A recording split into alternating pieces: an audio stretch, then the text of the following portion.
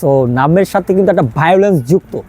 আমরা এর আগে বাংলাদেশে এইরকম মানে খুব কমই আছে কমার্শিয়াল সিনেমা, যেগুলো খুব কম পেয়েছি। তারপরে বরবাদের মতো যে একটা বিগ ক্যানভাসের একটা সিনেমা, আর হচ্ছে এটা যে ডিরেক্টর, ওনার কথা কি বলুন রে ভাই, উনি নিজে একজন ডিরেক্টর, অনেকে জানে না উনি কিন্তু নিজে একজন অভিনেতা।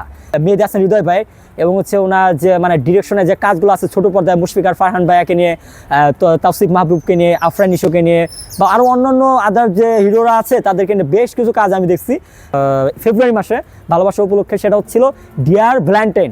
এত সুন্দর লাগছে, তখনই আমার কাছে মনে হয়েছে যে এই নাটকের ডিরেক্টর যিনি, তিনি একটা সময় ইন্টারন্যাশনালভাবে ডিরেক্টর হিসেবে নিজেকে প্রেজেন্ট করবে।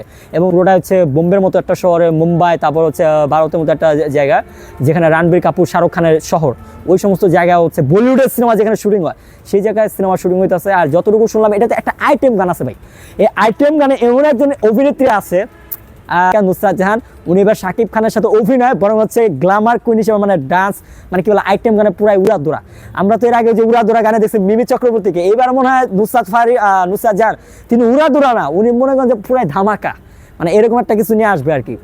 কলকাতার নুসরাত জাহান তিনি শাকিব খানের সাথে আইটেম গানে পারফরমেন্স করছে, একদম পুরো ফাটাইয়া দিছে, মানে অন্য লেভেলের। আর বরবাদ সিনেমা মানে ওই যে ডিরেক্টর প্রতি আমার মানে সর্বোচ্চ ভরসা আছে।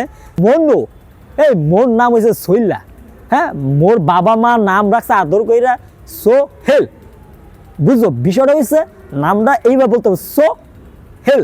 তো মনে করেন যে সৈল্লা কও কেন, হ্যাঁ, আমার মা বাবা তো আমার নাম রাখছে আকিকা দিয়ে সোহেল।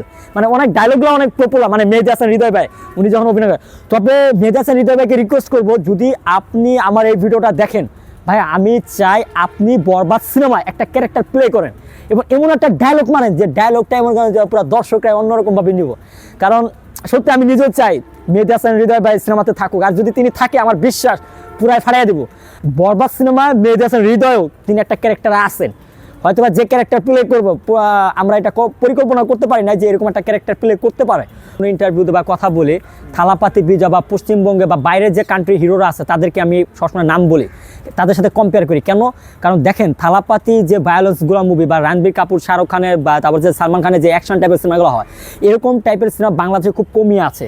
তো যেহেতু আমি ফার্স্টেই বলে আনিছি যে বরবাদ নামের সাথে একটা ভায়োলেন্স যুক্ত, সো এটা পুরাই উড়াদোড়া।